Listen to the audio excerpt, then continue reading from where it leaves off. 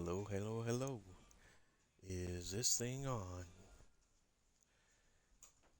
Welcome to the channel. Welcome to the channel. Welcome to the stream. Once again, live on Twitch. It's Saturday night. Welcome, welcome, welcome to another episode of Bose 831's Gaming's Twitch live stream series. We're playing Farming Simulator 22.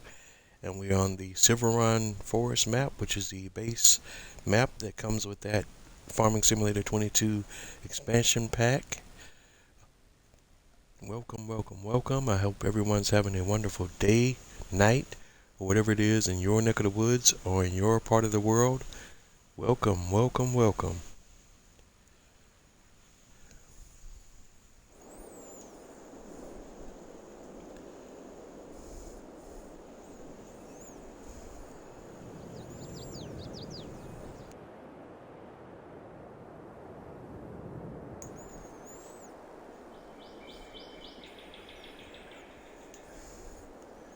Testing, testing, 1, 2. Testing, testing, 1, 2. Trying to make sure my audio is still coming through.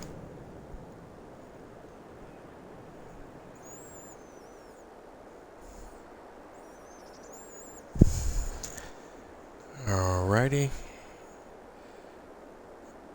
From the setup that I have now, Alrighty.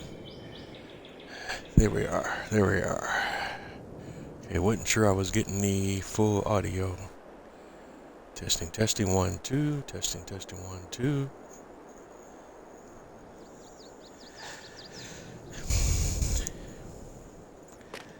Alright, there we are. We're jumping right in. Sorry for the having to do in-stream audio check there because I wasn't sure that was coming through. I just wanted to monitor the stream from another source while I'm live just to make sure that my audio is coming through, and I wasn't getting any audio from the second source, so still had to double check what was going on with that. But here we are again on another Saturday night. This is Bose 831 Gaming live on Twitch, Farming Simulator 22, Silverrun Forest. And without much further ado, we're going to jump right into it. Audio troubles notwithstanding. And we're just picking up right from where we left off on last week's episode. We had to do a little grass work. Finish up the grass work. Or at least part of the grass work, at least the mowing portion of the grass work. And now we're going to get into baling. I think for the first run here, we're going to go through and just do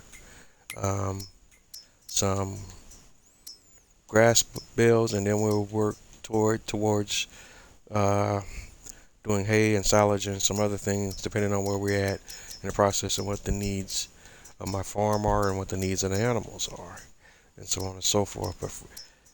But we already have leased a windrower, and we need to lease a baler. So we're gonna go right to the balers here, and I got a lot of base game, well, not base game, but a lot of different mods installed. But the most critical pack that I want to work with tonight is the liftable bales pack, because we kind of already do that anyways with a lot of the different bale work and a lot of the stuff we've been doing prior to tonight. We don't need to get too crazy. We just need a basic round baler that's part of that liftable bales pack. So I'm literally looking for the cheapest pieces of equipment that we can pick up that meets that criteria, give or take. Yeah, here we go. We'll just keep it real simple tonight. So we're looking at the Kun VB 3190, the liftable bales pack version of that. All of these mods that I'm using in this game can be found in your in-game mod hub. We're not worried about any customizations at all. We just want to lease it as is. And go ahead and pick that up. Like I said, we already got the windrower, so we have the complete setup that we need to go ahead and get a baling operation going. go ahead and handle that now. And then we have our wind roller and we have our baler. And the setup that we have going here, you'll see how it all works here in a moment if you've never seen anybody do it this way before. We're going to windrow and bale all in one process.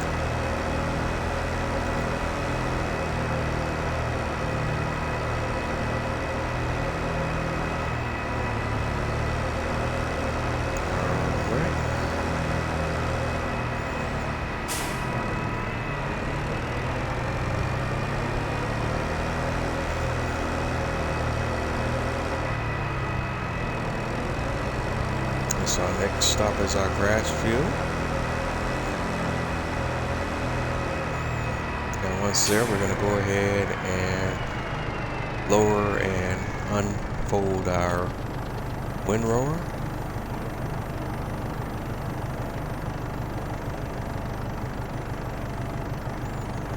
And then we'll go ahead and turn it on. Then we'll go to our baler. And on our baler, we want to lower pickup, turn on baler, and also activate automatic drop. Make sure we're all got all our lights on so you can see what's happening. And then we're just gonna run through all our grass areas.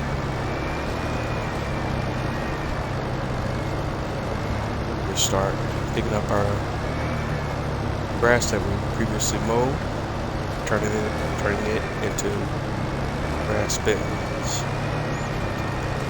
The setup that we're running now on the front end, we'll have the windrower picking up the grass and leaving a trail, the baler to pick up and turn immediately into a bale.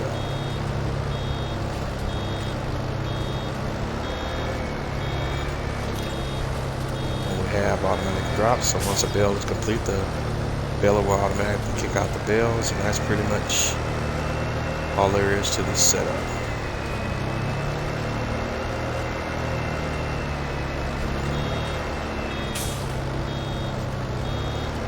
Once we reach 100% on the bales, the baler will automatically kick out another bale, and so on and so forth. And that's pretty much straight up how this setup works. Nothing special, nothing too fancy about it, just straight up.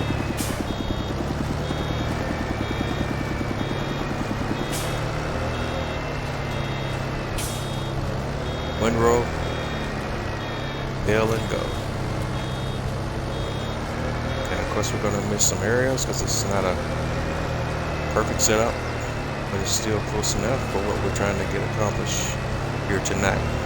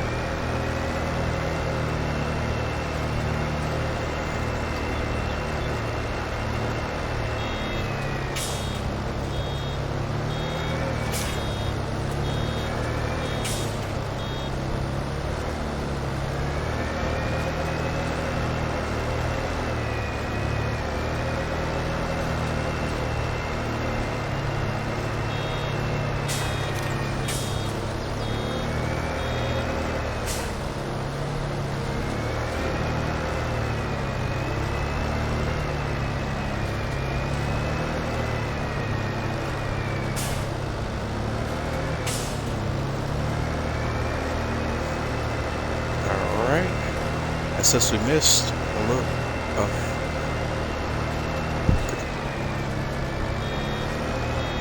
certain swath of areas here and there, we're going to just go right back down the next row.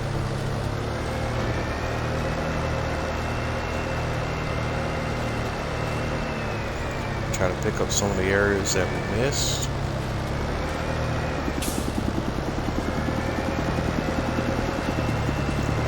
We want to try to get as much of the grass as we can and not leave any wasted products. Let's go.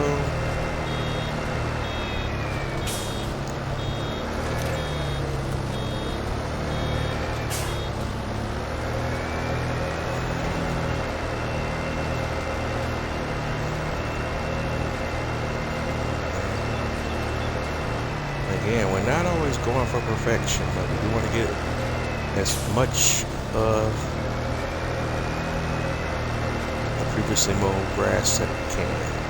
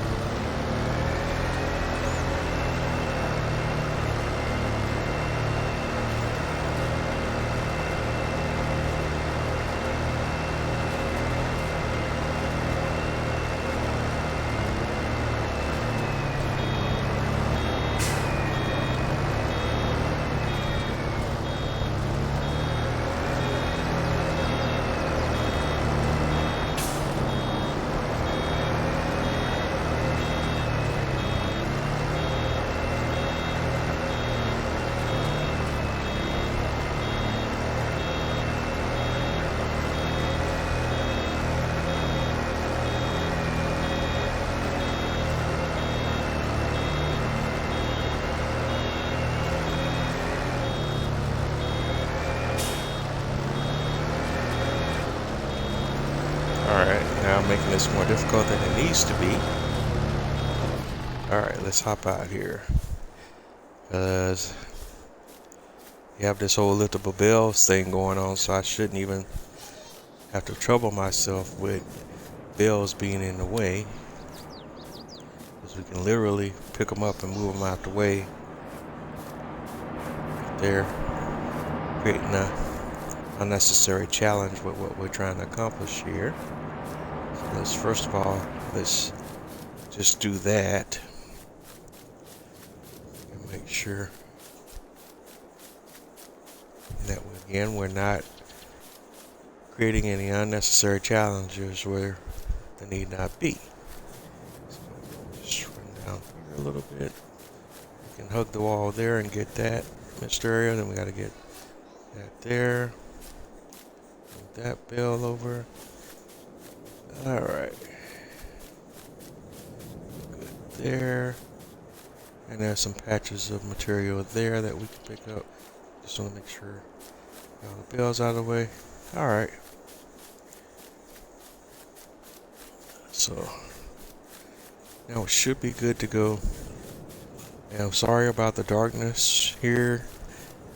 For you guys that are on mobile that are looking at this, it's just gonna have to bear with me and with the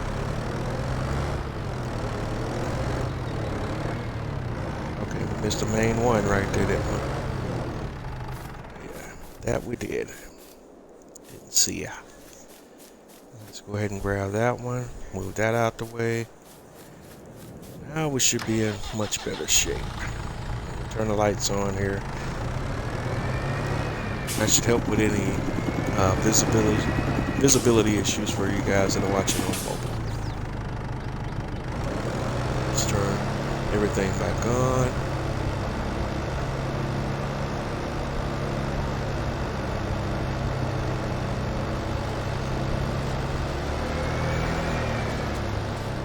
Try to pick up any other material that we didn't pick up on the first pass. We're still, of course, missing material. We'll come back and pick that up.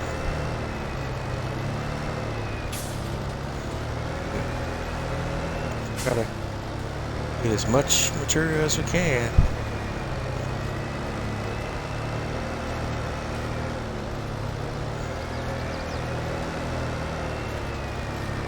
So as long as we windrow it and get it in the path of the baler, it will be processed into a bale of some sort. So we shouldn't really leave anything on the field. So we should be able to get it up. At least an area where we are able to drive the windrower.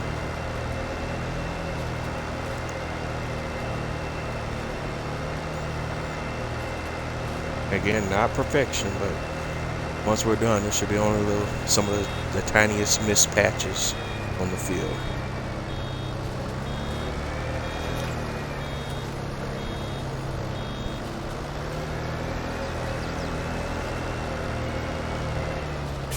wondering why this is of great importance, really, just a simple thing. All of these bales are basically money in the bank. So leaving any material in the field is just material that we won't make money off of. So we want to try to get as much of it as we can.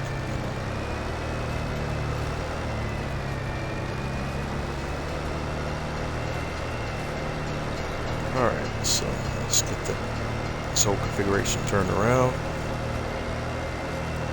And that is one disadvantage with this configuration is obviously you're not going to be doing a lot of tight turns with this particular package. But we still find a way to make it work as always. And again, we're just going to kind of nurse it until we get to 100%. So to 100%, let it drop. Yep. We'll drop off the bell. Wait for the baler to close, and then we start that move once the baler is closed.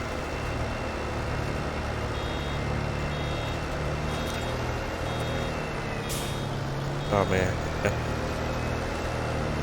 That's pretty much our process, boys and girls, ladies and gentlemen.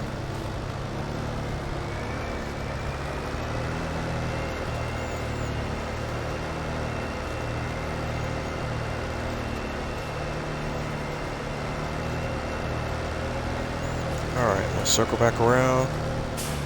Alright, and that's kind of quantifying my point about the tight turns. We totally missed that one, and now I'm stuck in the fence. So I gotta see if I can fold the wind roar. Alright.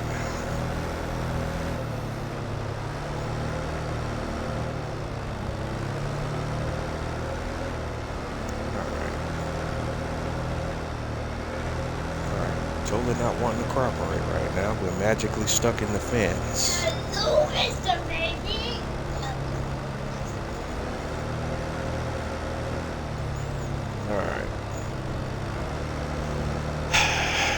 Alright, so we glitched into the fence and now can't glitch out.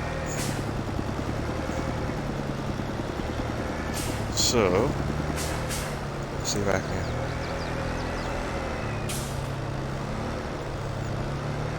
There. Alright, so we got that piece out. Let's see if I can glitch out by doing it this way.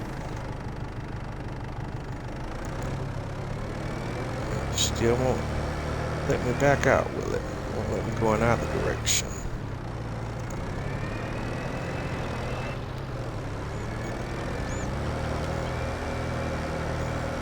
If I gotta reset this back to the shop, I'm not gonna be a happy camper.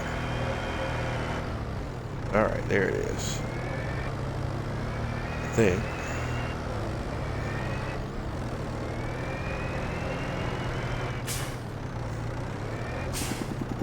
Finally. Gotta love those features that are not bugs, right? Yeah. So finally, after all that, let's get this back together. Reconnect and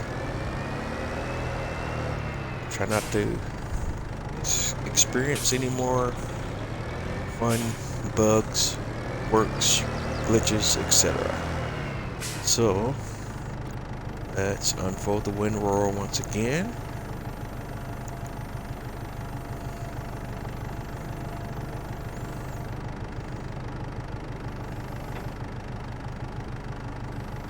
Lower wind roar, turn it on, flip over to the baler, lower pickup, turn on. Still got automatic drop still on, so we should be good to go there. And see if we can get this thing going now without too many more hitches.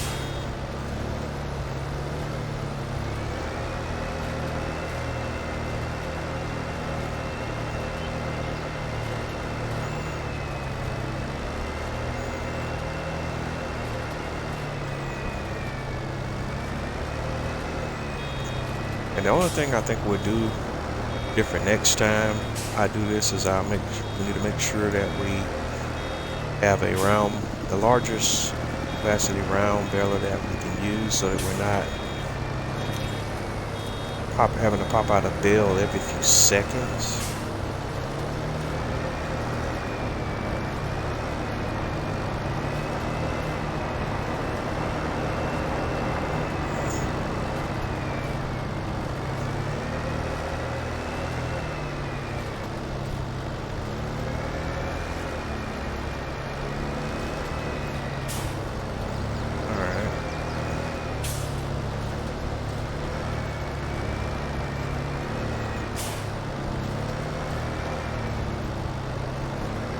Technically, we don't have to do.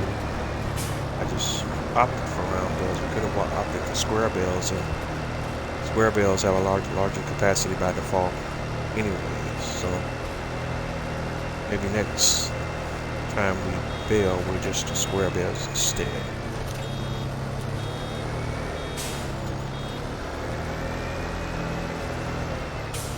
All right. But for this first run through, I was just opting for the more economical options.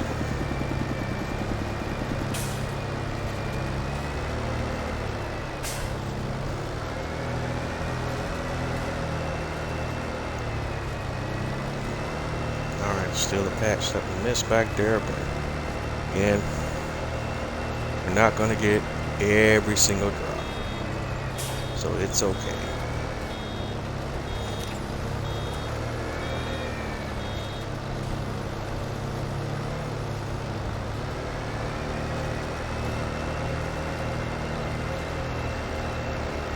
The balers are designed the way they work to operate in straight lines. So when we're going around curves, of course, we're going to run into issues picking up stuff, material, missing spots, and so on and so forth.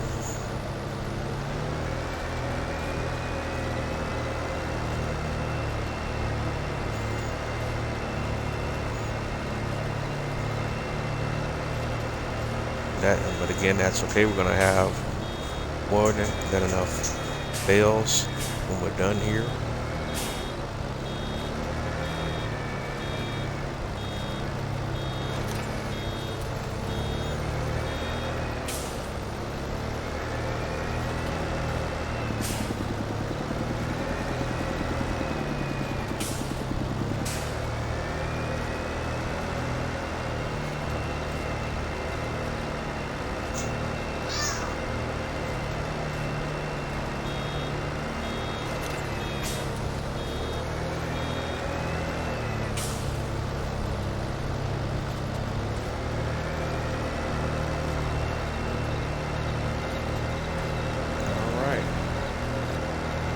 Happy with that.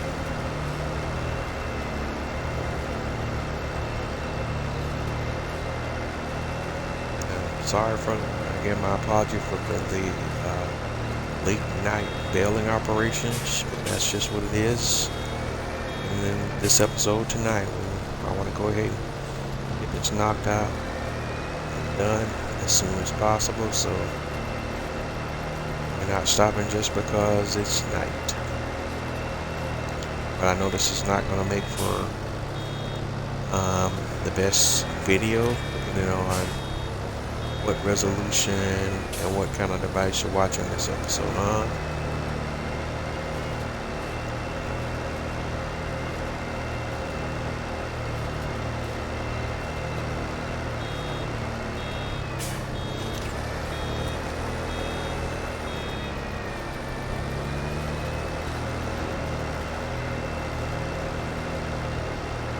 Alright, we're making great progress, and I'm very happy about that.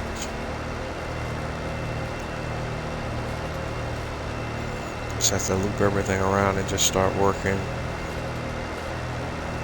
in straight lines, because that's the most sufficient way I can operate with a baler.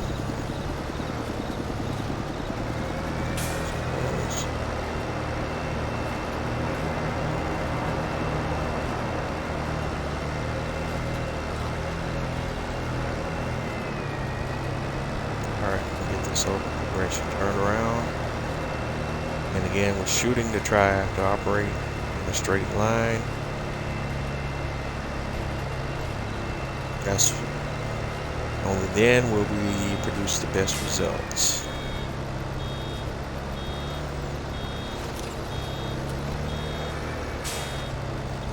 Alright, pop it out.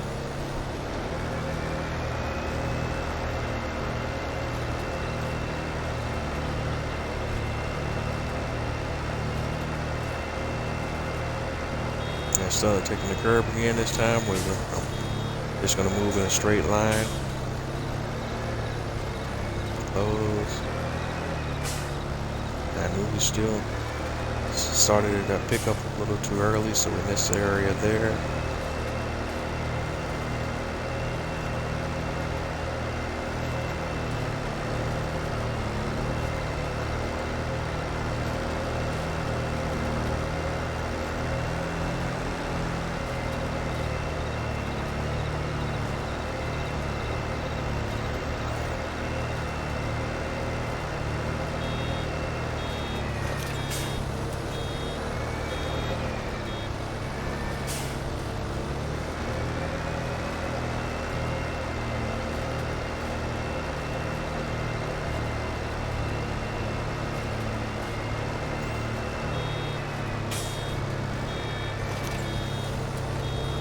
And as you can see, it's because we're going with these low capacity round bells. We're spitting out a lot of bells every few seconds.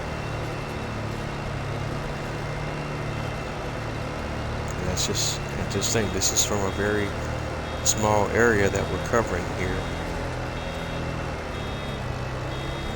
Imagine how many bells we have if we're covering a much larger field.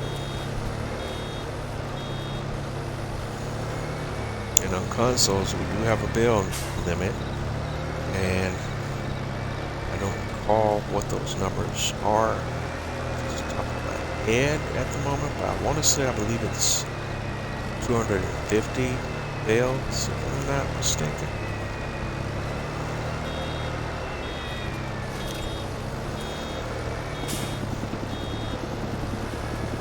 And that's the other reason why I think I'm out for larger capacity bell configuration next time I do this, because I have to take the bell limit into consideration too with what I'm working on.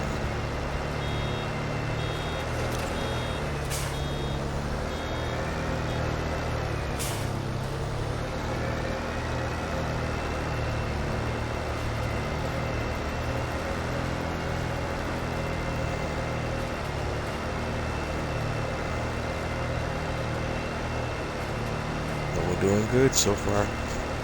Really love it. Really love it. We're knocking them out.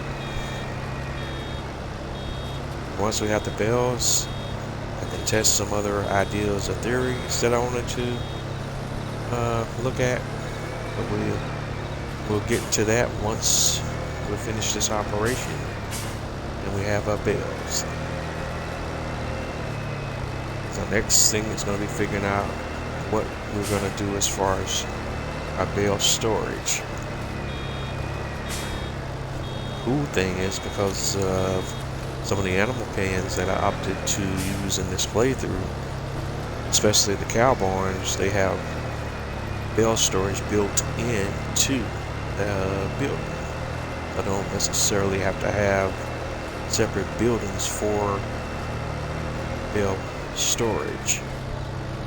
Here again is another situation here where we can stop and move these bells around that are in our path. And normally without the liftable bells set up, we would not be able to do this. At least by hand, we would have to have our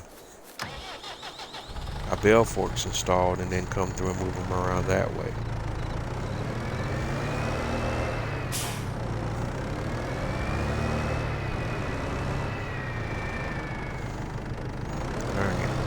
Let's turn everything back on.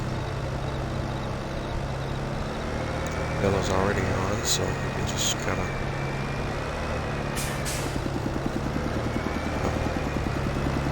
Bellows on, but not the windrow. All right.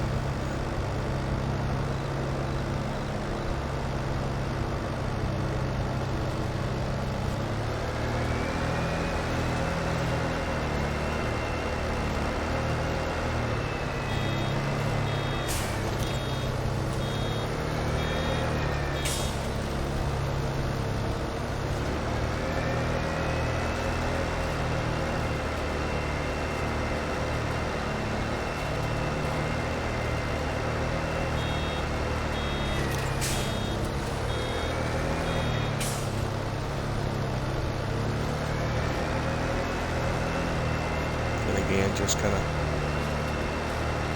chopping it up. And again, this is the way we're doing the grass in this area now is it's essentially free grass, but because I'm not harvesting it like I would a crop, the yield will not be the same as if I was working this area, this field, like I would a crop. As you can technically farm or harvest grass crops as well. The grass can also grow naturally in fields. You just have less of a yield in those areas. You're not fertilizing those areas and going through those other parts of the farming process.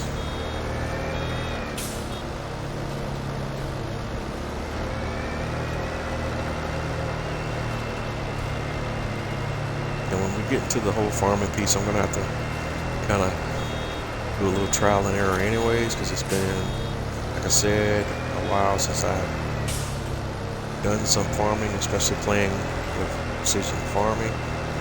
So I gotta work through getting back the feel of how that all works. Precision farming is not a required mod that you have to install. And check the pulse of the farming community as it concerns precision farming expansion. It's really mixed reviews. Some people like it, some people don't.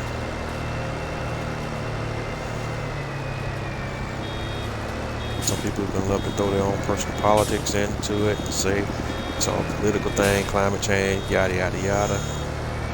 But at the end of the day, climate change is a real thing, whatever your politics are around it or surrounding it. We can all debate over what the overall impact of it is, but it is a thing that happens. It happens naturally, it happens unnaturally. That's just the reality of it. People love to opine about politics this day and age. And unfortunately, that's just what it is. A lot of people long for the so-called good old days, but the only difference between the good old days and today is how quickly information gets to the people.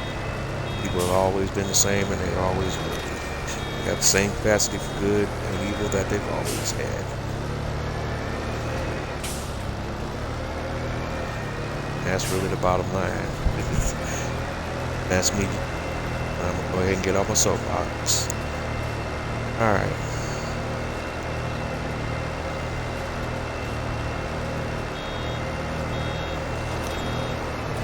Just gonna go ahead and knock that out.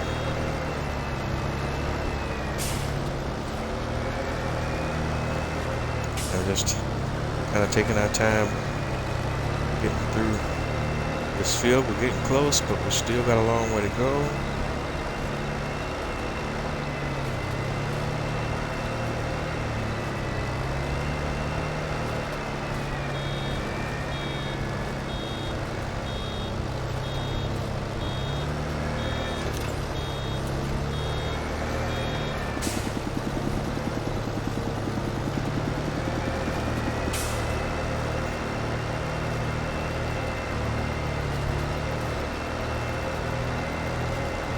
SWAT there. Let's see if we can go ahead and pick that up. And turn back around.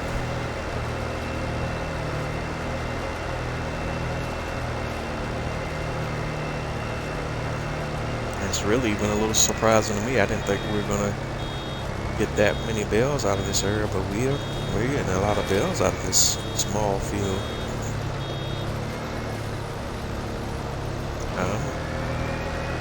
I'm impressed.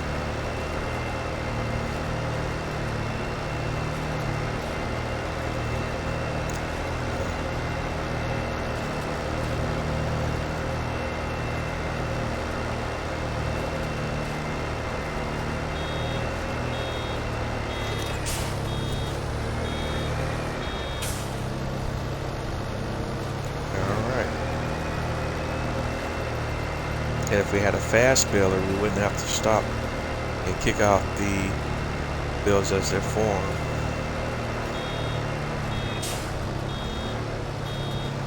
Because the whole process is a bit different with round bills anyways.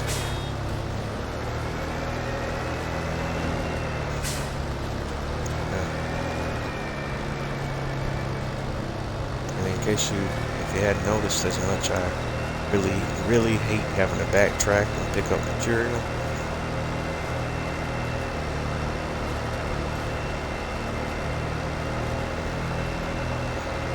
But thankfully this is a small field. On a larger field that would be a much bigger issue.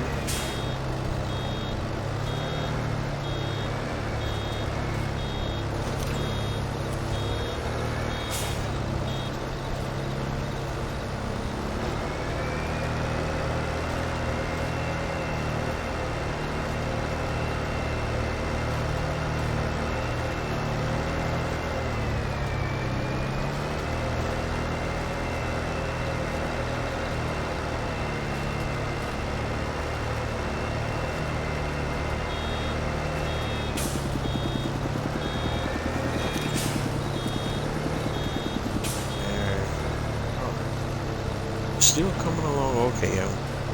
Again, we're just gonna have to call this a night baler episode or something like that. That's what it is.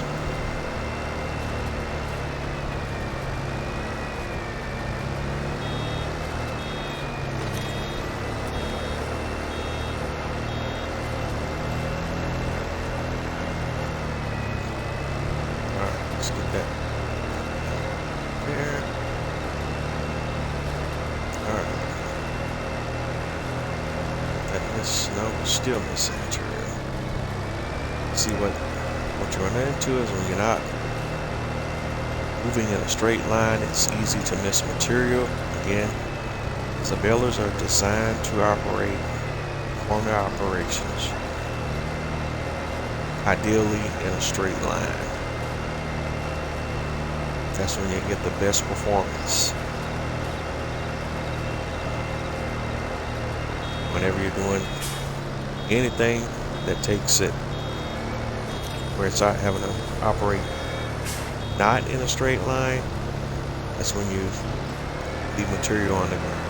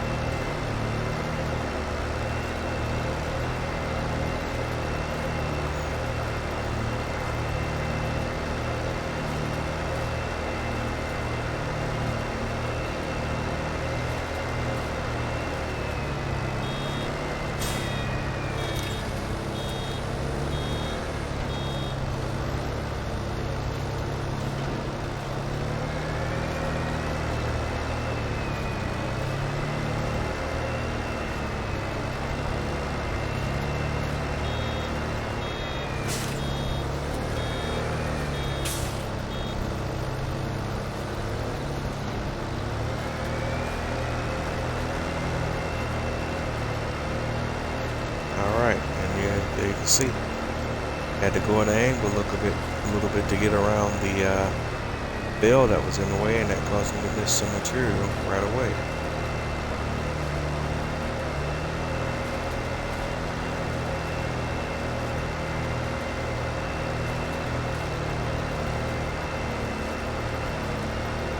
Alright, there's a little swath there. Alright, let's just go this way.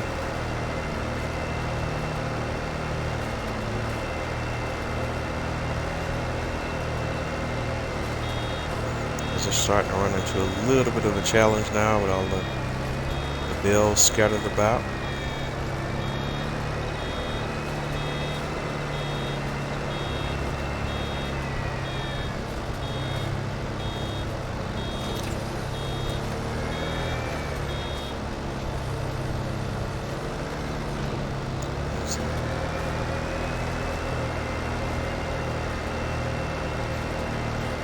Still got it under control and we know what to do and how we want to move.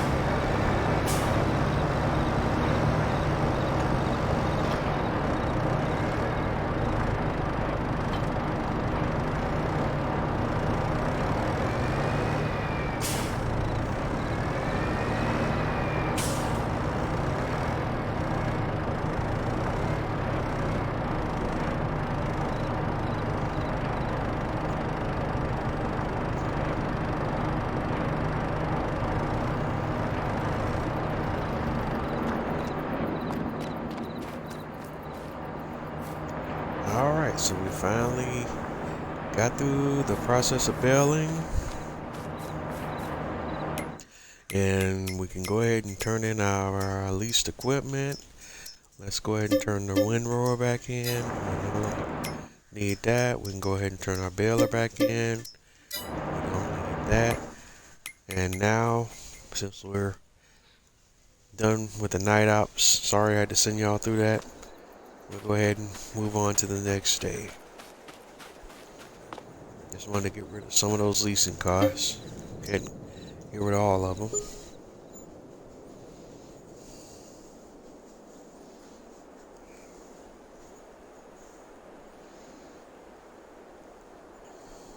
Alright, and it's a new day. We're now in the first phase of the month of August. The best month ever. Always every year, if you didn't know. Also, my birth month. Alright, so let's hop right in. First of all, as always, on the start of a new day, we want to focus on tending to our animals. So let's go ahead and get that knocked out before we do anything else. Then we check on our production chains, and then we get back to our other operations. So start filling wheat first. First, gotta feed those naughty chickens.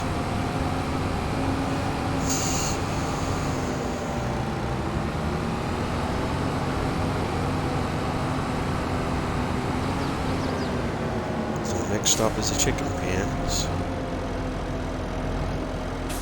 Just knock those out one by one.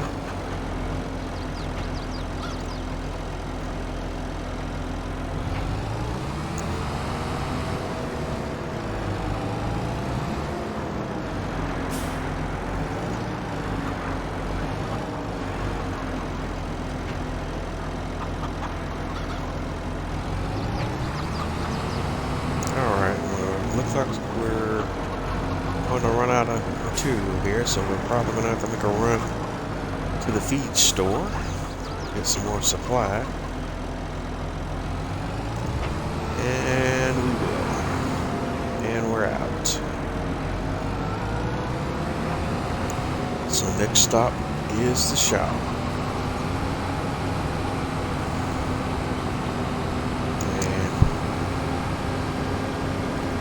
As we've discussed in previous episodes, wheat, oat, and barley are the critical crops that we need to get going as soon as possible, so we don't have to buy that crop from the store. Once we get that crop going, we'll have a source of food for our chickens, and we'll also have that crop will also create straw that could be used for a number of different purposes on the farm as well. Again, the focus of the farming fields that we do have on this map is going to be used for support of our animal operations. So let's hop into the shop, and we're going to pallets, and we're looking for wheat, and we'll buy as much as we can stand this time. So let's do. We'll normally do 25. Let's do 50 grand this time. Let's see. 1, 2, that's 10, 15, 20, 25, 30, 35, 40, 45, 50. Alright. Make sure we got that right. It's 5, 10, 15, 20, 25, 30, 35, 40, 45, 50.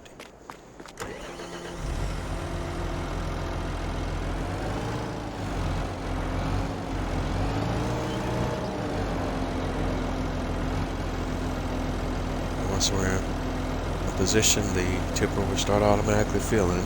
It's just that the fill rate is kind of slow going, so we just have to bear with me here as we slowly refill the tipper.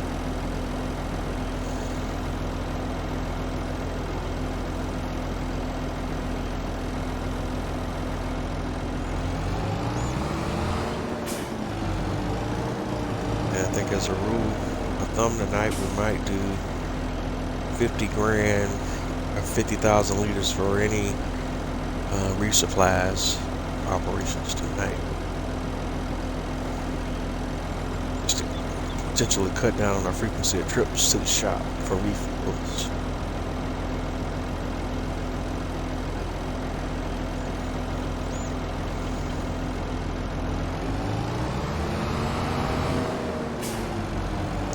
is 15 grand or 15,000 liters.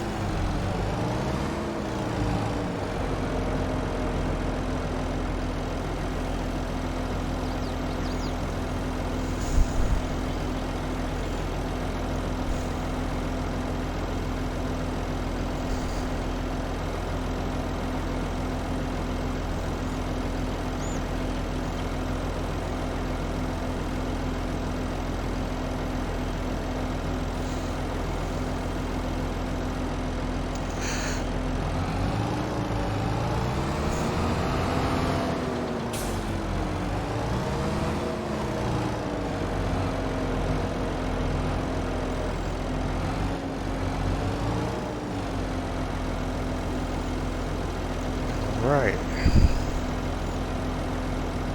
This should get me to 35,000 liters, right? Let's see where we stop at. Yeah, it's gonna get us to 35,000.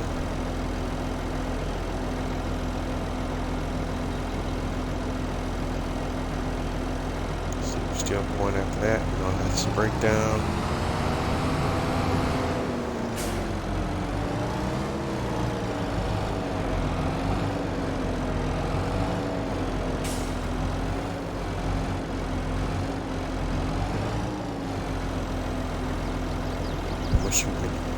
There's a sweet spot where I can hit where we can pick up 3 at a time.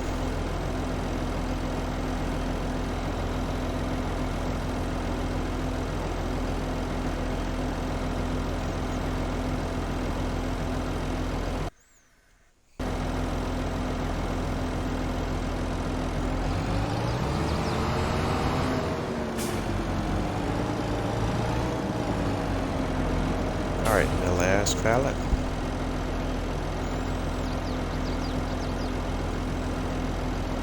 Like I said, that'll give us a cool 50 grand or 50,000 liters. Activate beacons.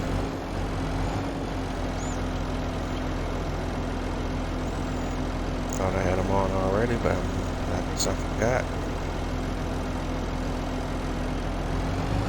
Alright, ta-da, 50,000 liters. We're ready to go. Let's head on back to the yard.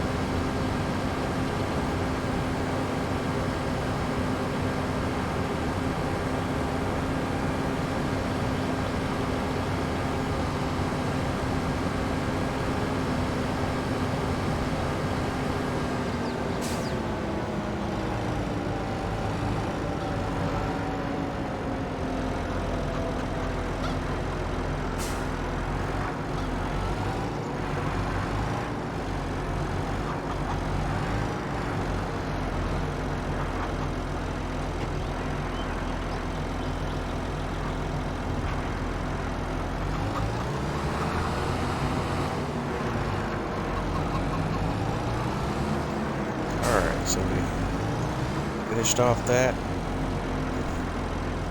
pin, and now for the last pin. Now, chicken should be fed.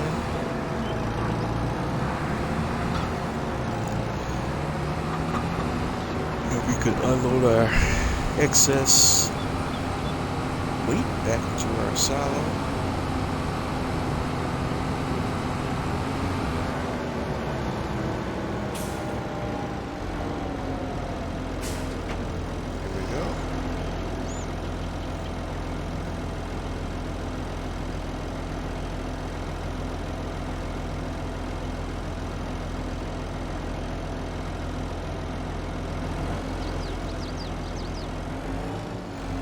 Once we're done tipping, we can go right to the next feed operation, and now we'll go to our pig food first because we want to do everything in sequence. So fill up on pig food, I don't think we need all 18,000, so we'll just get a fair number there and then just move on out.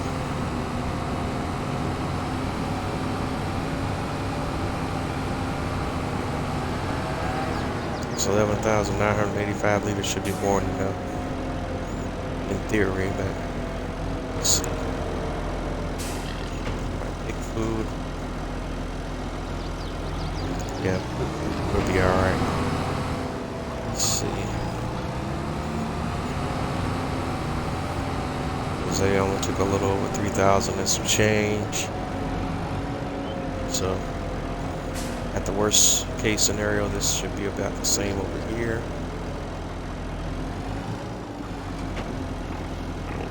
$74.85 down to $29.85. So yeah, it's all good.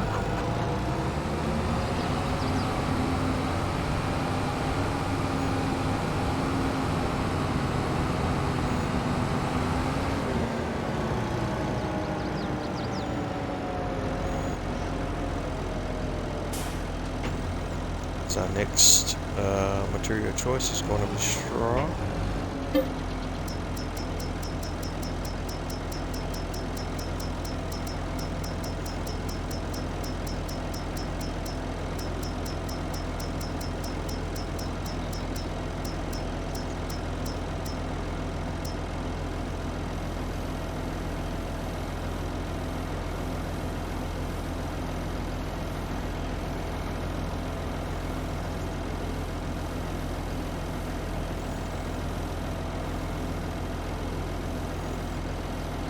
This is completely probably, not no probably in it, but overkill, but we'll take it all the way up to max capacity that the trailer can hold.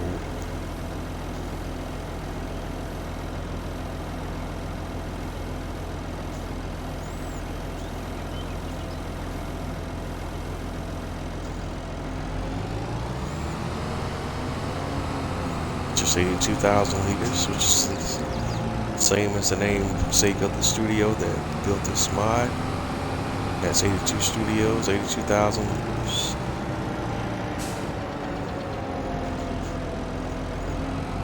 And that's way overkill on the straw. None of the animals use straw at that high of a frequency.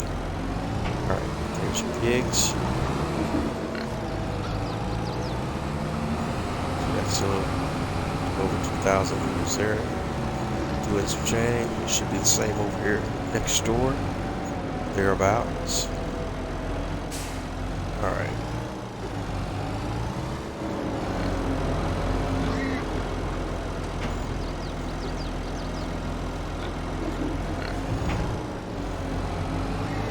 $79,663 left over.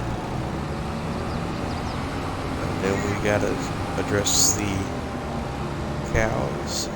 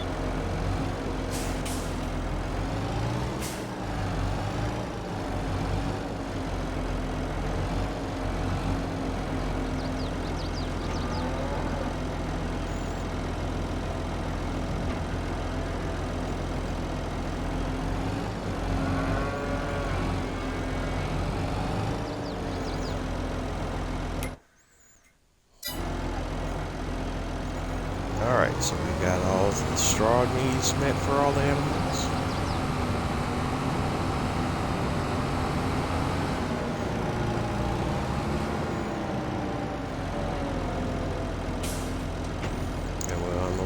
straw back into the silo.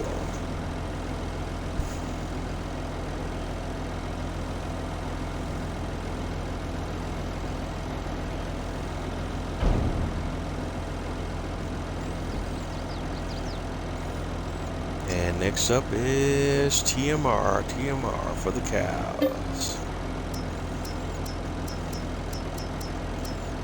So there it is, total mixed ration. We got 44,776 liters in the house.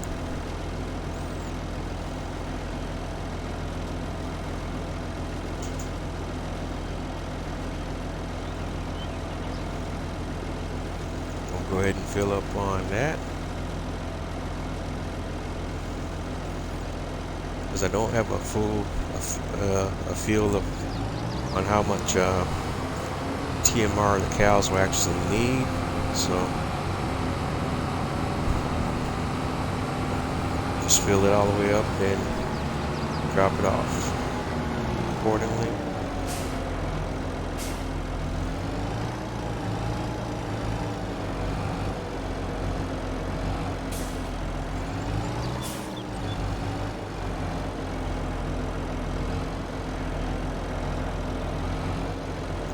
Backing in. Alright. That cow barn's taken care of.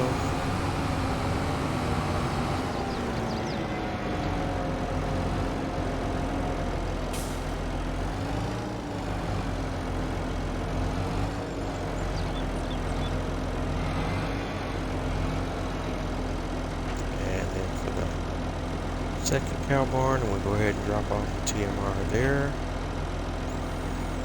And we're left with 33,875 liters.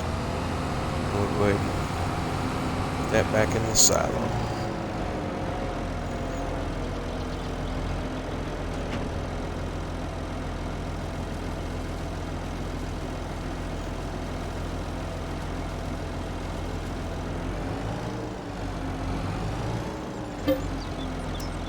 And then next up, and we're looking at, just gonna go through here and make sure see what we got in here, because I'm not even 1,000% sure myself what we even have in here. Alright, just do a quick pass through wheat, starting with my grain crops and then cycling my way through. There's your TMR. Grass, hay, most of the straw. We got 266,322 liters still straw here.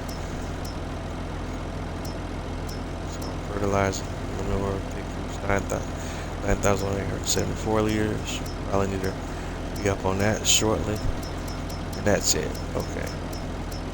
Cycle back around to the grain crops. And some of these crops are all part of different mods that I have installed. Not base game crops, mod crops. Alright. So we're done here. Let me take a peek at the animals, because just make sure such is the case. So let's go to the animal menu. Alright. And we can see a need with the sheep already. So guess what? Let's go ahead and drop that trailer off. Sheep are all out of grass. So let's go put the sheep some grass. But guess what? Ladies and gentlemen, boys and girls, we have grass of our own production that we can use to supply the sheep.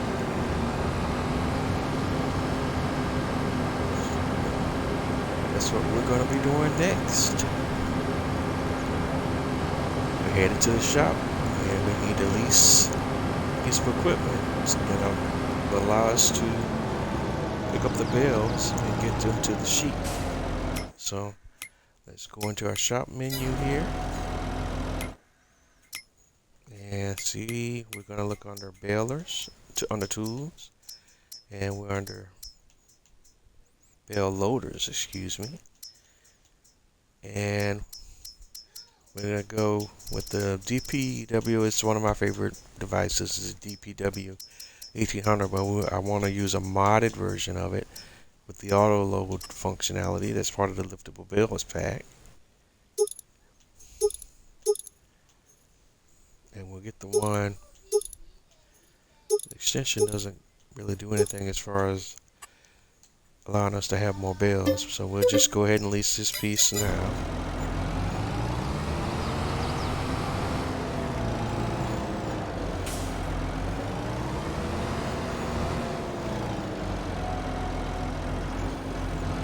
Alright,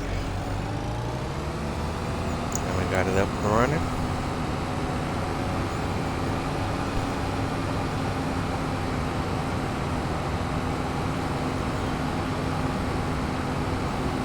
Now we're going to head on over to our grass field and grab our bales.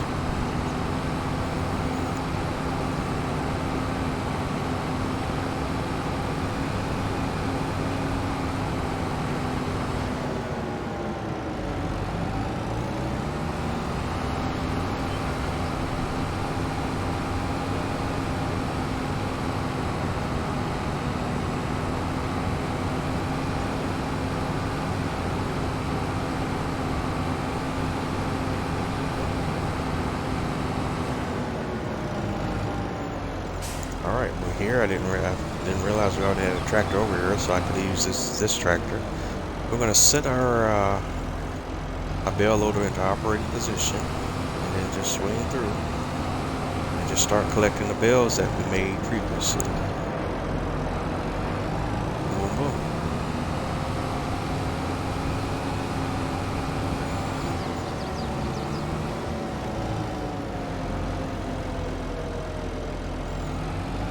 Then before we have to buy any bales, we'll again go through what we already have created.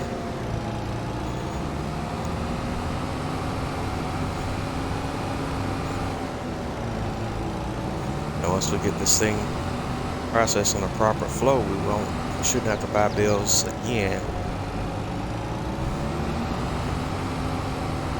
We may have to buy bales this first run because we won't have any bales in storage yet.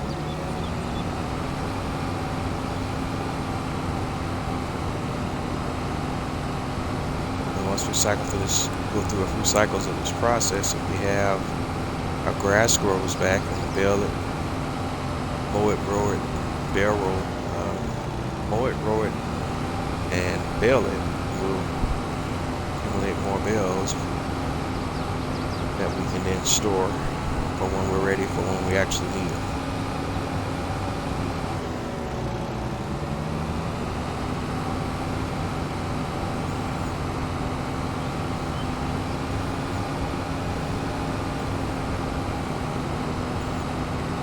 Did kick out of a lot of bales when we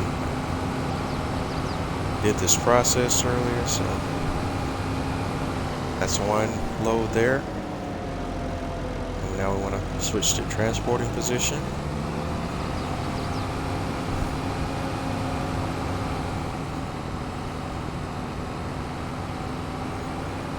And we're going to take these bales to our sheet.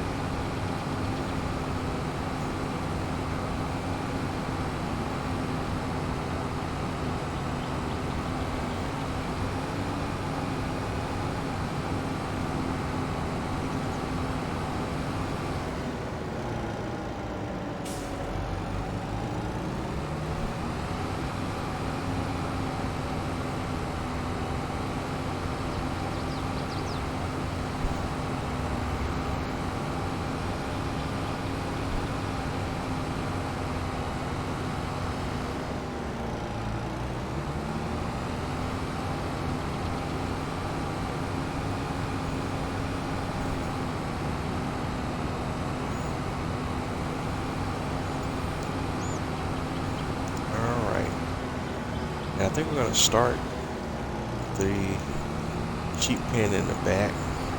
and then work our way towards the front. So here, we just need to get the trailer lined up correctly.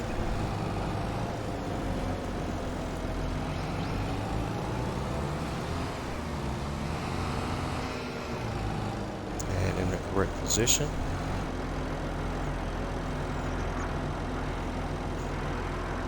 And then we want to hit unload bales. Move the bales into the correct unloading area. Unload bales here. Boom. And that's a wrap, boys and girls.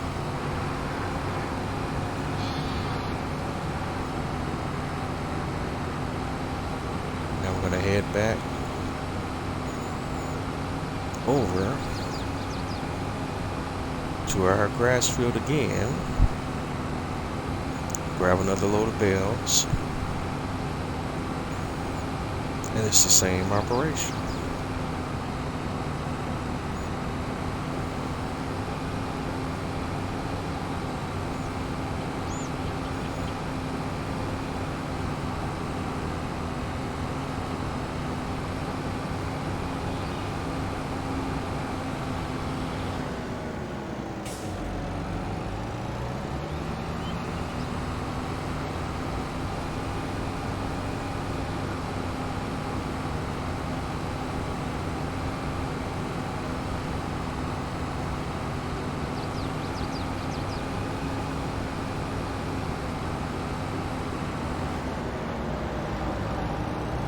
Alright, now we want to reset operating position and go grab some more bales again.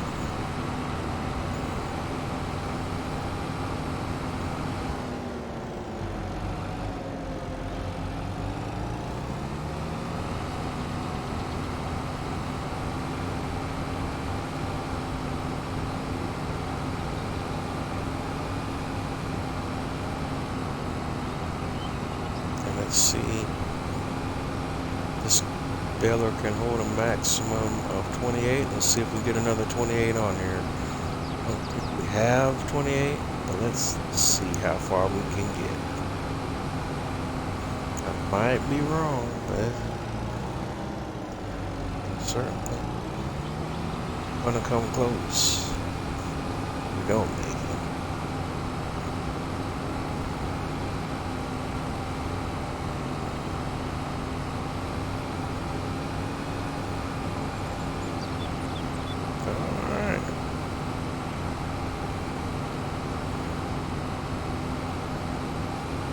Might just get it.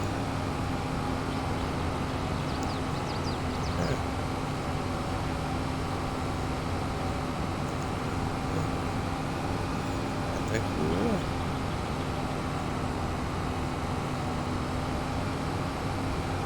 Only need 3 bales for that. We're gonna be 1 bale over. Sweet.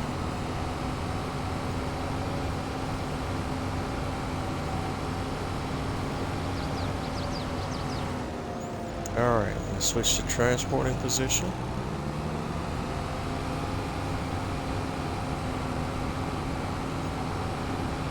And head back to our yard.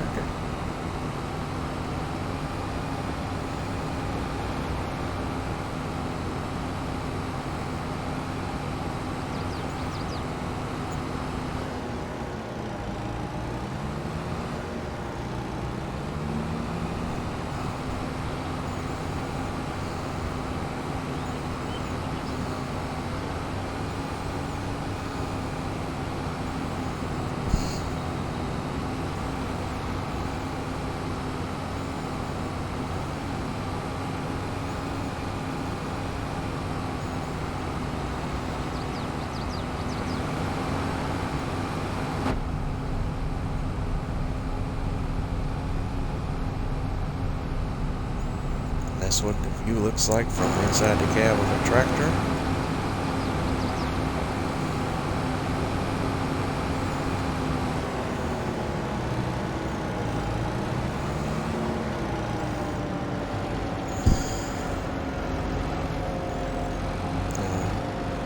Same as before, we just want to line up Get all our positioning correct. I also think this is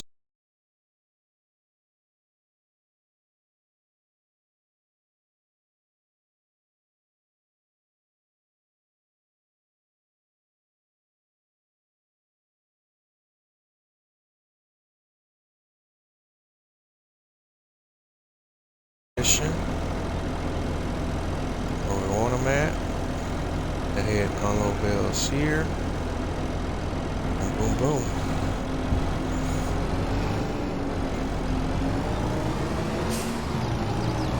That's it. Boys and girls, ladies and gentlemen, we have a winner.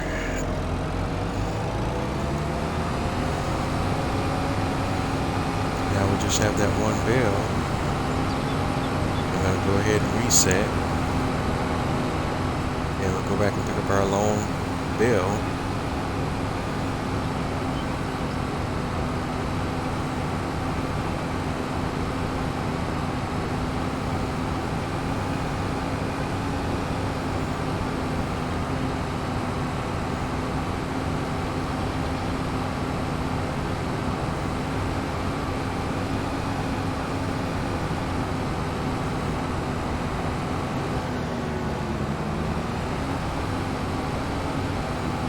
Very happy with what we got going here tonight. Finally getting to the point where we're getting into our field farming operations. We're becoming, getting to the point in operations now where we will start to be self-sufficient. We want to get everything from the shop, and that's all. That's a good thing. All right, so. The operating position, go ahead and grab our one bell, transporting position.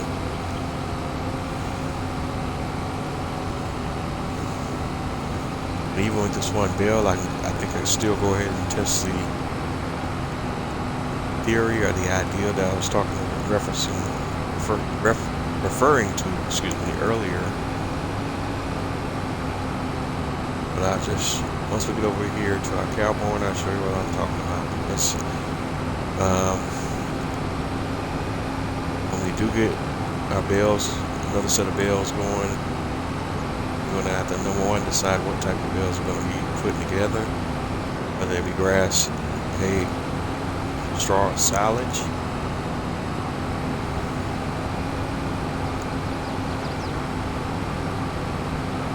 But my question or my point of curiosity here is now, can we store different types of bells into the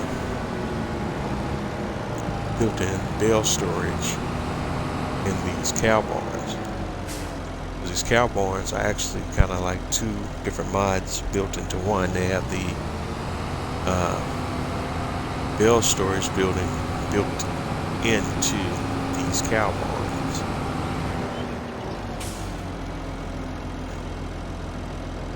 So I'm going to take my bell here. We're going to unload bell here, and since this is a liftable bell, I can go ahead and walk it up in here, and let's see. Okay, there we go.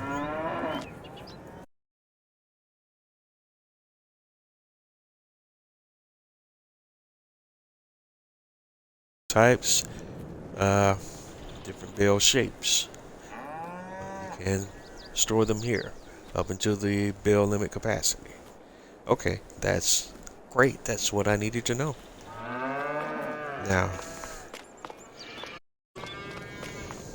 the pigsties also have the same configuration, but they don't have the bell storage built in, but they do have an area where you can manually store bells and handle them accordingly.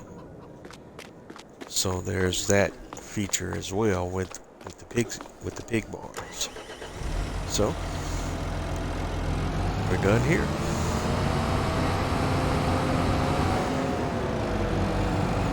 That's everything we need to do as far as the animals are concerned at the moment.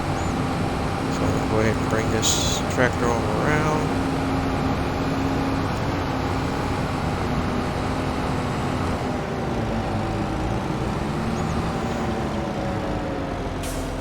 We're gonna leave this trailer here, excuse me. Bring this tractor here. Do this far. Back over to this spot, reconnect.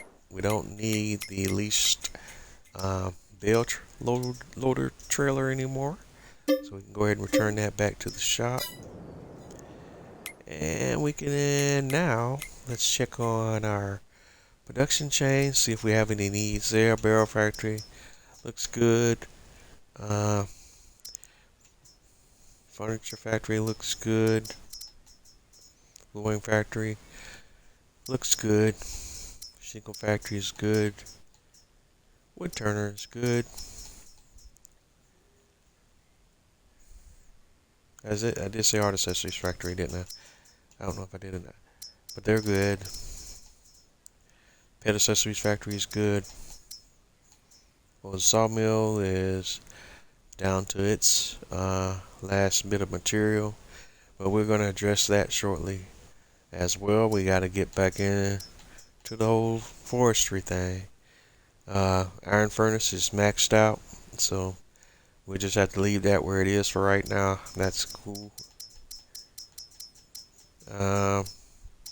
And biogas plant is finished processing the material we had going through there, so it's not generating anything until we have some material to feed to it, and so that we're okay there for the moment. So that's our productions in a nutshell. Let me go out and we'll pop over to the old sawmill and let me see, just take a peek at what we got in storage there. But I think the way I'm going to operate with this going forward is like we did in previous episodes, and I'm not even going to move any product from here necessarily until it's maxed out. And then that way when I do ship, I'm making my max profit with minimal effort. So that's where we're at on the old sawmill.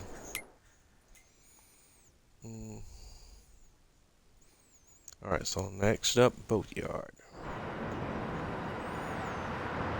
Boatyard is saying that it needs 740 liters of floor tiles, but we got now.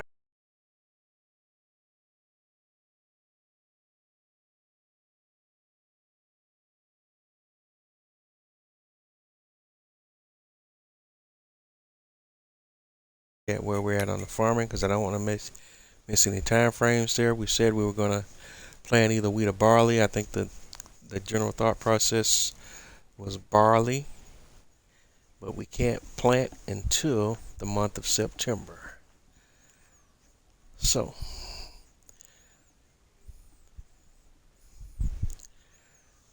we have nothing to do here now at this point in time. Wait a minute, we do have a field that we can harvest, do we not? Let's see.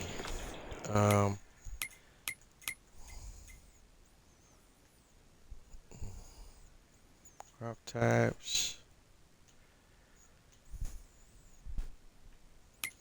Thought we had a field that was okay. Growth. Yeah, okay. Field 3 is ready to harvest. And what is the crop on field 3? That's what is it, sorghum? Alright, let's pop out there and see, because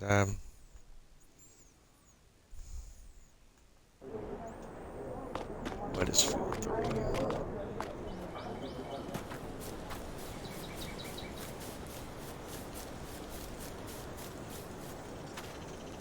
Yeah, sorghum. Alright. So guess what? We're gonna get bonus content tonight, boys and girls, ladies and gentlemen. Let's get on over to the shop. We got some harvesting to do, and we're gonna do harvesting on a budget, because we're not there yet by any means. So we need the cheapest harvester that money can buy. It's not going to give us the fastest, best results, but it's going to give us the most profit. So We got all these different modded harvesters on here. I'm not even going to go through them right now. But those are for larger, bigger operations, of which we are not. 120, I just want to make sure I don't, in my zeal to get to the cheapest one, that I don't miss anything. And I think the TX32 is going to be my best bet, because the cheapest one base game is the Deuce Far top liner 49 HTS, and that's excuse me, the Nova 330 at 75,000. Yeah, and that's Rostamash, probably is how you pronounce that. That's 175 horsepower, 4,900 liters versus the TX32. It's 155, 5,600, right? So this one has a greater capacity, 5,600, 4,900. Yeah. So we'll do the TX32. Plus it's a holdover from Farming Simulator Past, and so we'll go ahead and lease this whole kit here. So we'll start with the header. We'll go ahead and lease that. Add a trailer. Lease that. Back. And then of course the harvester itself. Lease that. And head on over to the shop. Grab our leased equipment.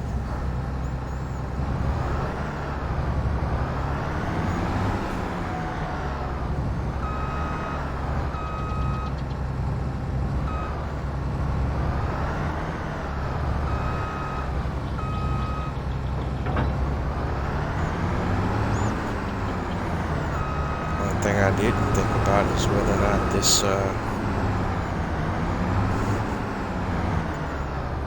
harvester trailer combination has that new snap feature that's part of Farming Simulator 22, where the header just automatically snaps to the trailer once you're in the right spot. I don't think it is. I don't think that's features built into this mod, is it?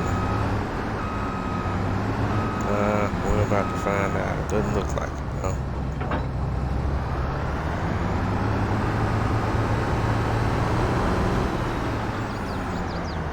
Okay.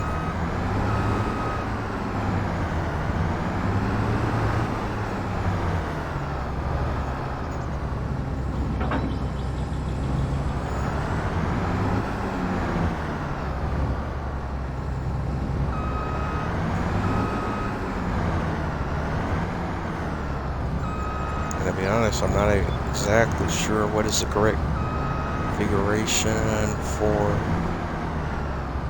the header to sit on the trailer. So this is going to be a bit trial and error as well.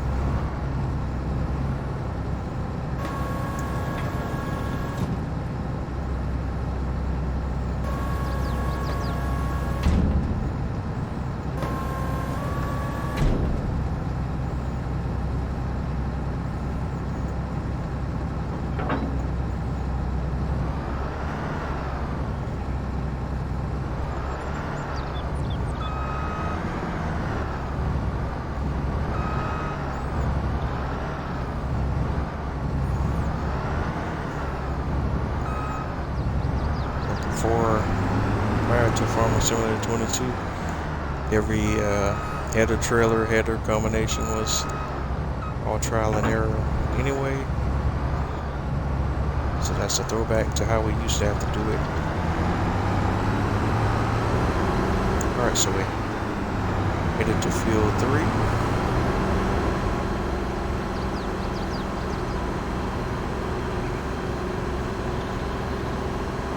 Do a little harvesting.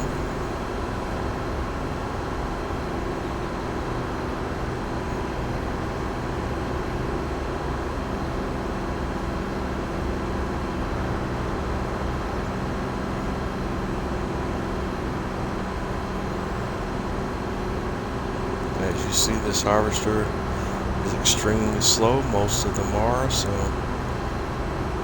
that's just an added feature when you're dealing with this type of machinery.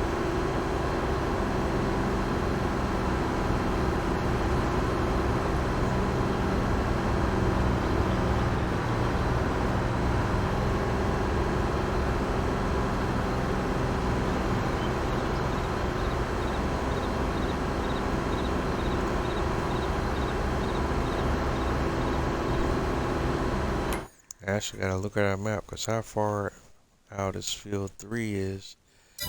Actually, on the other side of the bridge, so I kind of made a wrong turn there, anyways.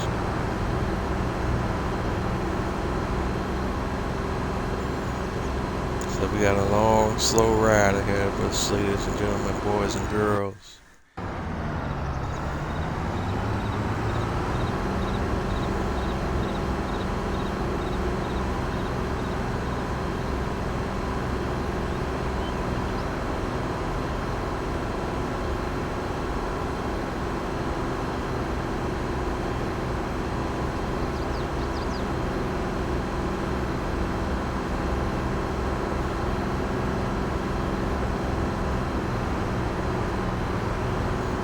Our destination is field 3, and that field has sorghum on it that's ready to harvest. So that's going to be the next operation we're doing on our farm.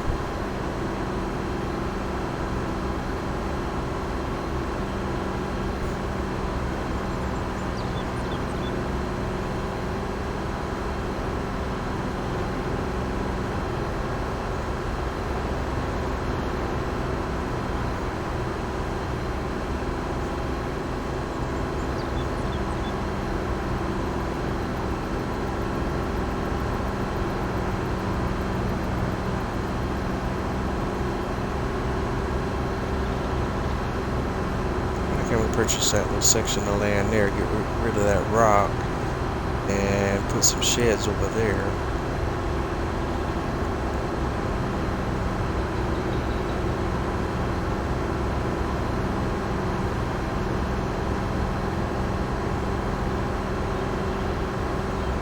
So I don't think we own that land as part of the field. I wonder if we can purchase that land.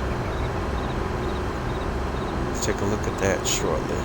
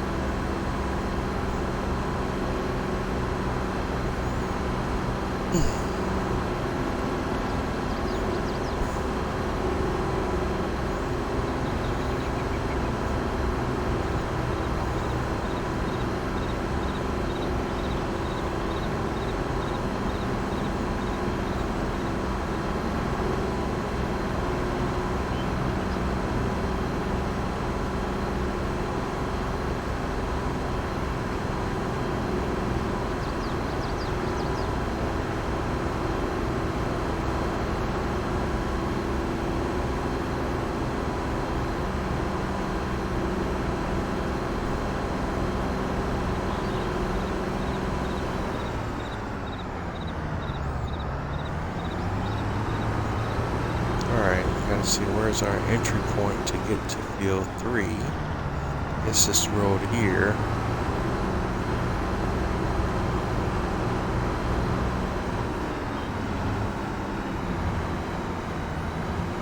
Yeah, that's it.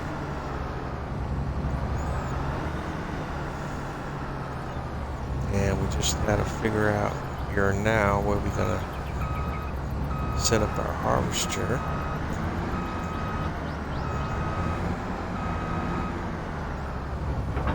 So I won't have that much trouble getting my header off the header trailer.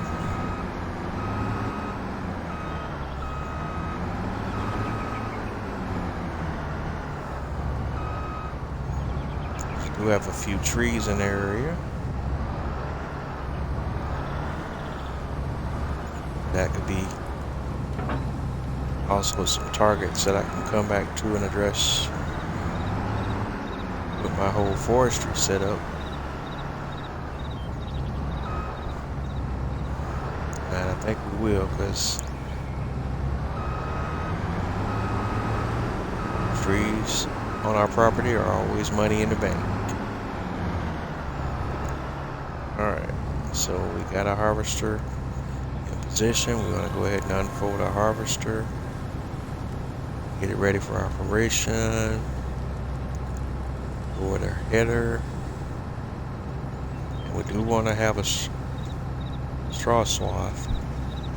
We'll make sure we got that going, and let's turn our harvester on. should start kicking out. Okay, no, no, no, no. Sorghum leaf. Straw swamp.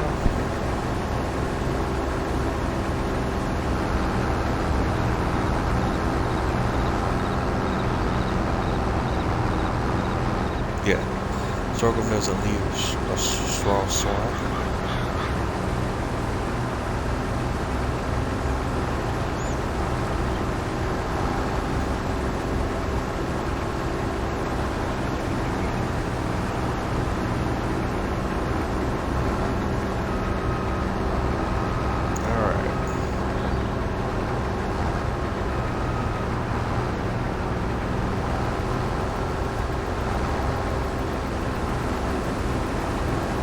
See if we can go ahead and hire an AI worker and see how the AI worker does on the field.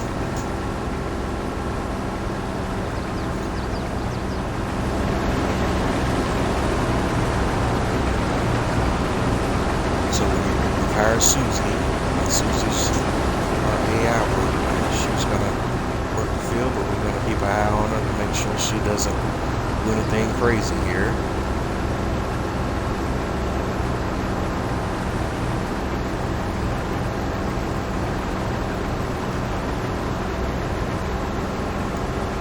As we're kind of rolling through here, we can kind of take a look at the field and we can see there are some opportunities here for some forestry work to be done around the field. And we may definitely partake of those opportunities before we purchase any other land to do any forestry work as well. We start in-house and then work on our stuff in-house before we work on picking up any other areas on the map.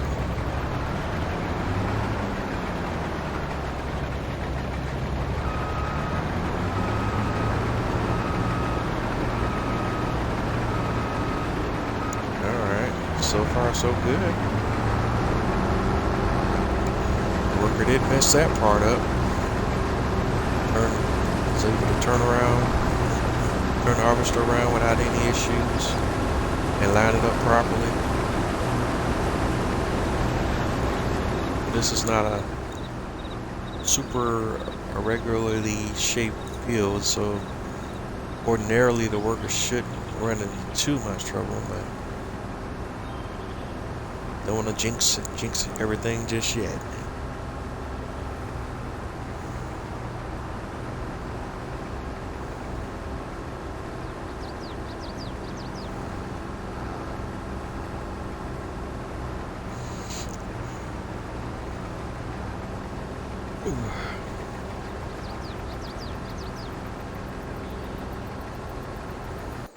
What I could do while that's all happening here, let's go ahead and get the Massey.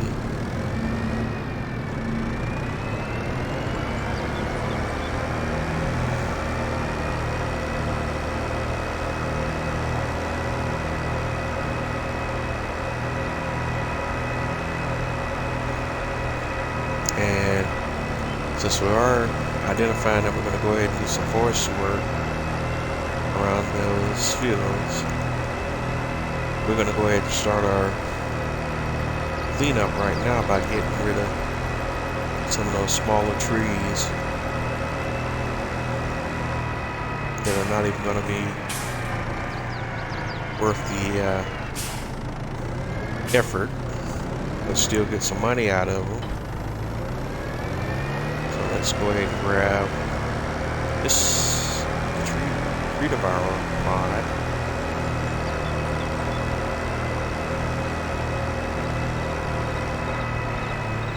And our trailer.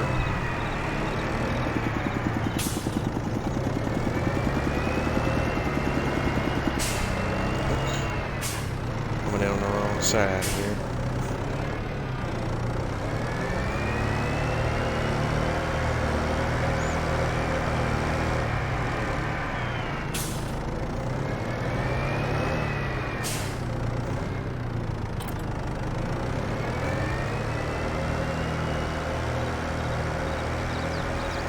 we're also going to bring this setup over to field 3, where we bring the harvester over there, the tree harvester over there, and go ahead and do some small brush cleanup.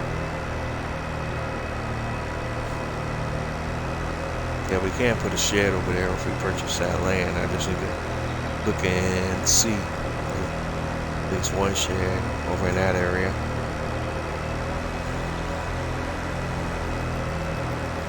So you can see if that piece of land is available for me to purchase.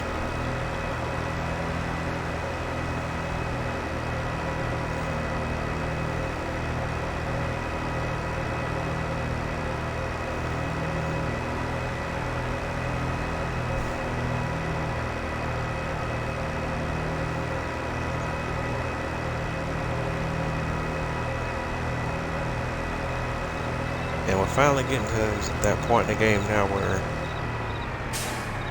we got a lot of stuff going on now, and there's always something to do, which is cool. Alright, so here we are where I want to be. We're going to go ahead and turn on the wind chipper.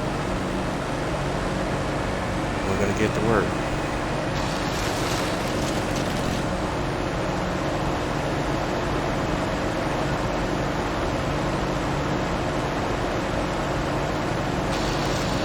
No doubt about it. Here I'm not gonna waste time on trees that I know aren't gonna bring me enough money at the sawmill. So some of the small borderline trees, we're gonna go ahead and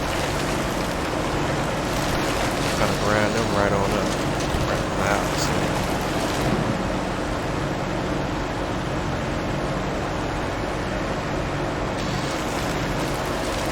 So we've done enough forestry now to kind of have a very general idea of what trees are worth it and what trees are not.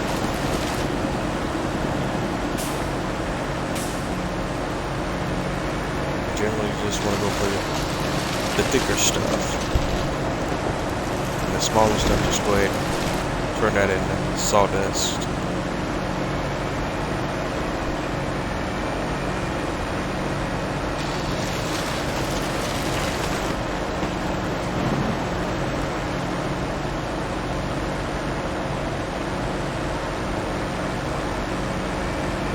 That's kind of what I'm going for here already.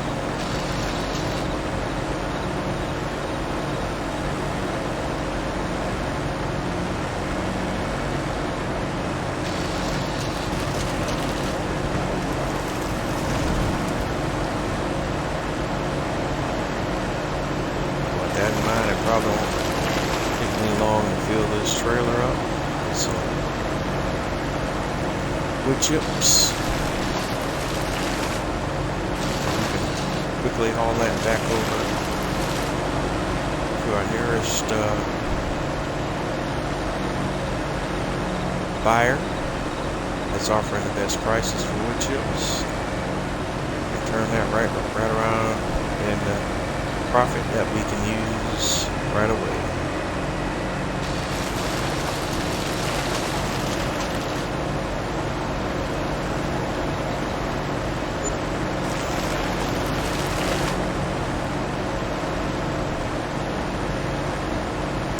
Just gotta make sure I'm kind of paying attention to the messaging, because of that the alert should let me know if the harvester is close to getting full.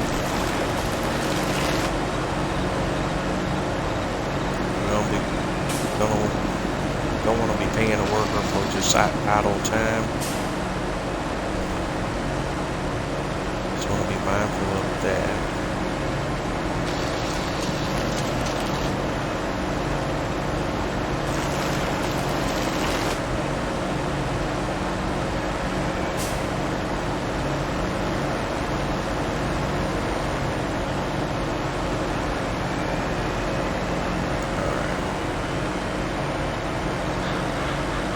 Just mainly blocking for the small stuff right now. Really small and medium, I think.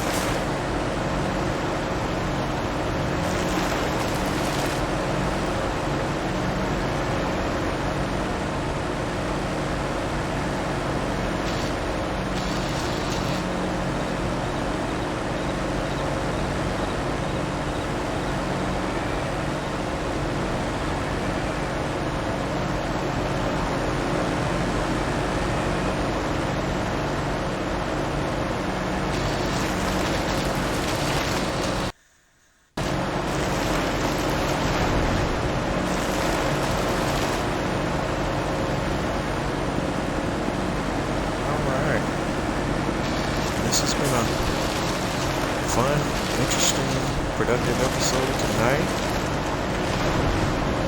And I appreciate everyone tuning in tonight and joining me on this journey. I'm going to keep this thing going and keep rocking and rolling. And I hope you'll join me again on the next episode. Although we're not quite to the finish yet, but we're close.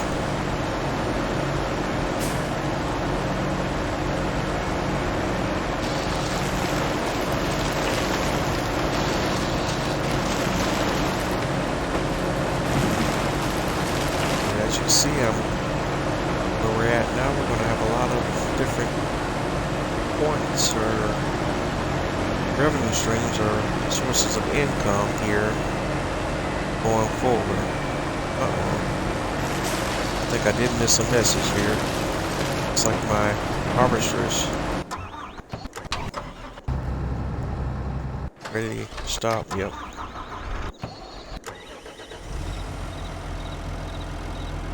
So let's get a trailer out there on the scene.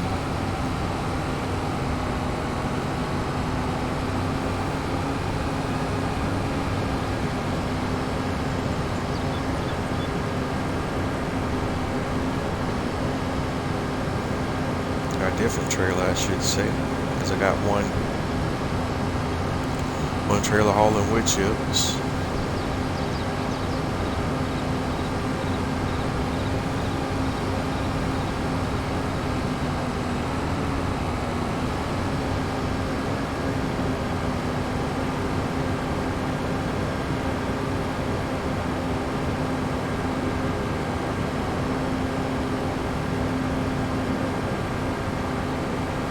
I don't know what the sorghum's going to sell for, but we're going to sell it to the buyer with the best market price at this current time.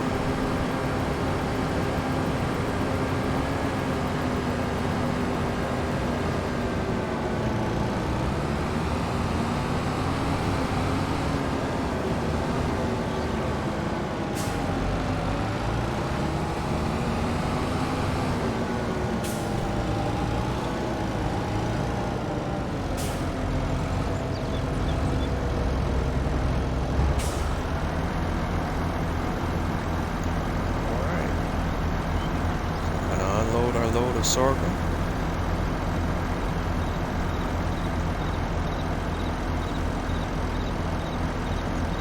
Keeping in mind our worker is only part of the way through the field. I don't think we'll finish the harvesting on tonight's episode, so this is probably where we'll pick up at on our next episode. Yeah. These are coming up in the last 10 minutes of tonight's episode. We'll see where we end up at by the time we reach the point of the final.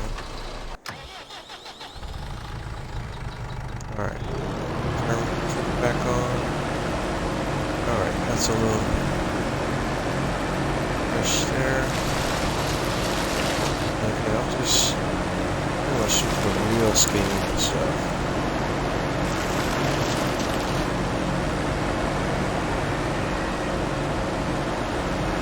I know it's not going to cut at the sawmill.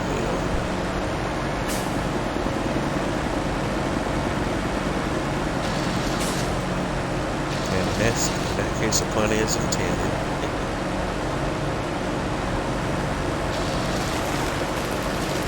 Most literally and figuratively.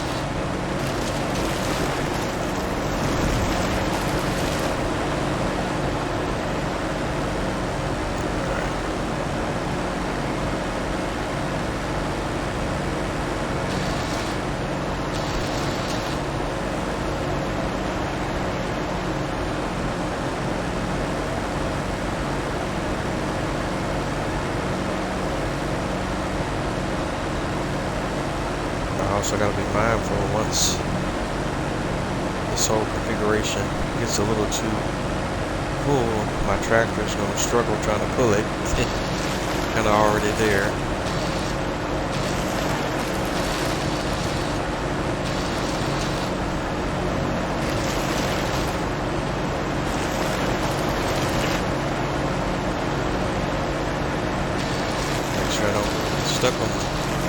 train tracks if that happens.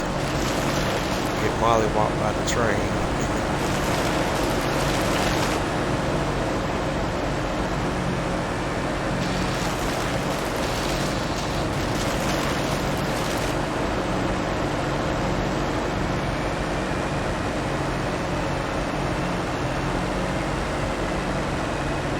I think we already kind of achieved the max capacity for the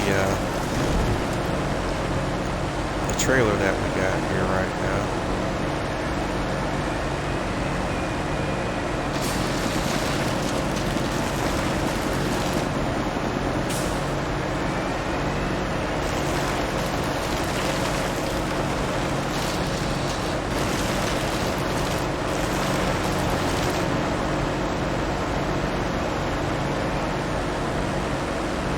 So pretty much everything I'm doing now is kind of like all bonus content, so to speak. Alright, more leveled out area because my tractor is already struggling.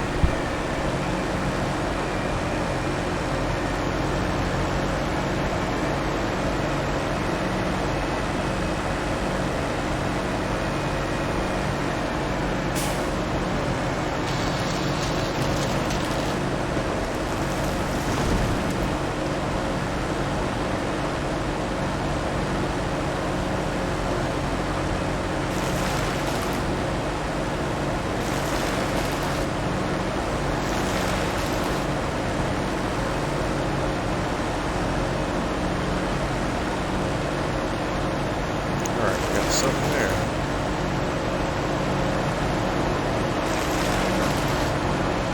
Something that I can't see. I think we got it.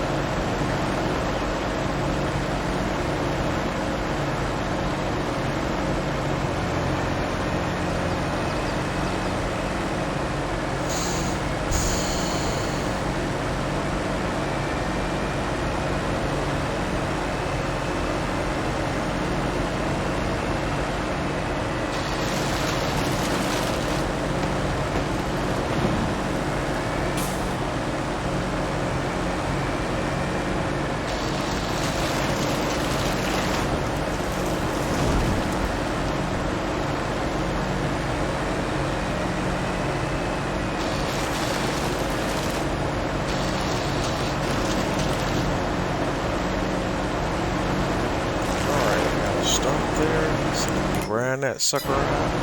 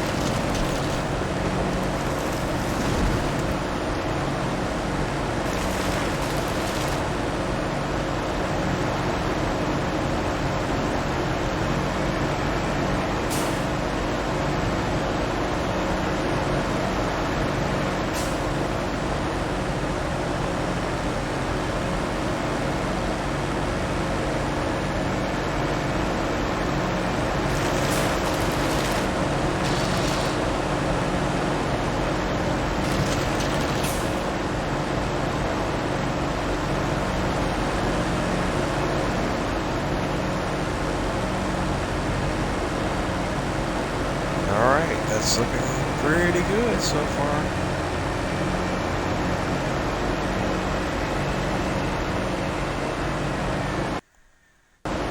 Oh wow. And lost track of the time there. We're coming right up on the top of the hour. I want to thank everyone for tuning in tonight. Thank you for the support, and I hope you continue to support me and my channel. And together we continue to grow and get bigger, better, and so on and so forth. I'm Bose831 Gaming on most of the social media platforms, Twitter, Twitch, I refuse to call it X, Instagram, Facebook, so on and so forth. All of these episodes of my Twitch live streams will be uploaded to my YouTube channel in their entirety. As always, don't forget to like, comment, and subscribe. Let me know what you like, let me know what you love, let me know what you don't. Either way, let me know. That's the only way I can get bigger, better, and better. Thank you for tuning in. This has been another episode of Bose831 Gaming, live streaming on Twitch, Farming Simulator 22. Have a good night, everyone, and I will catch you on the flip side.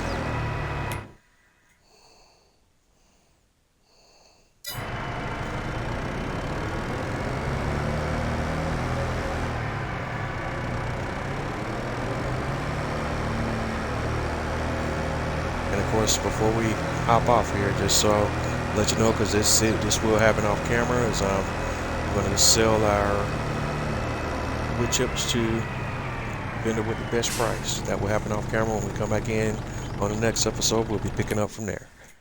Have a good night, everyone. We're out of here.